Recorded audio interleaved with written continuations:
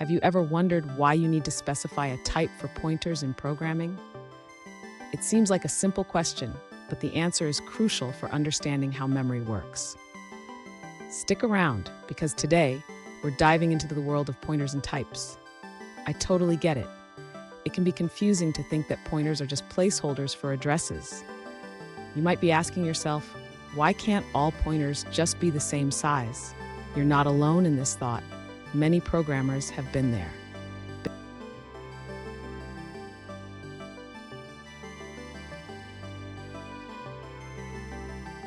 Here's the specific question we're addressing today.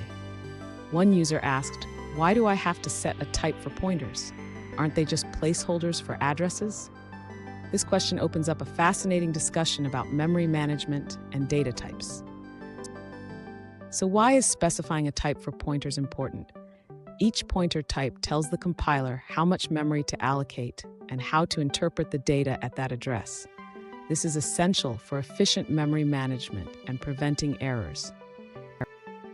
And don't go anywhere. At the end of this video, I'll share a quick tip on how to manage pointers effectively in your code.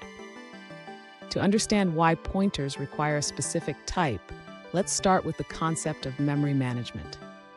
Each data type in programming has a different size and structure in memory. When a pointer is declared, it needs to know what type of data it will point to. This is important because it determines how much memory to access and how to interpret the data at that memory address. For example, if a pointer points to an integer, it will access 4 bytes of memory. However, if it points to a character, it will only access 1 byte. This is why specifying the type is essential. Additionally, using the correct type helps prevent errors. If a pointer is misused, it can lead to accessing incorrect memory locations, causing crashes or unexpected behavior in the program. In summary, specifying a type for pointers is crucial for memory management, data interpretation, and error prevention. This ensures that programs run smoothly and efficiently. Fun fact, did you know that the first programming languages didn't even have pointers? They were introduced later to give programmers more control over memory management. Talk about an evolution. Now, let's look at the answers provided by other users.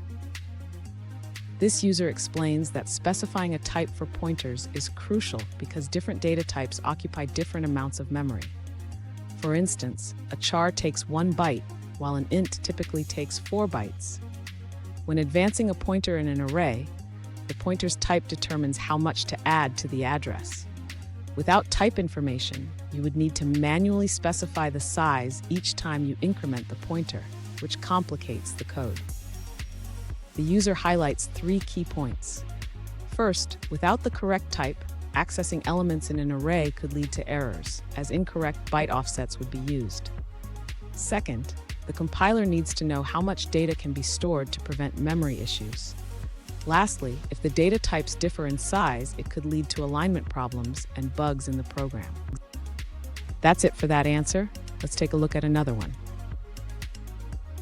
This user explains that specifying a type for pointers is essential because it allows the compiler to understand how many bytes to access when evaluating the value at the pointed address. Without this type information, the machine cannot determine the correct memory size needed. Here's that quick tip I promised. Always match your pointer type with the data type you are working with. This will save you a lot of headaches down the road. And there you have it. Understanding pointer types is key to writing efficient and error-free code. If you found this video helpful, please subscribe for more programming tips and remember to keep experimenting with your code.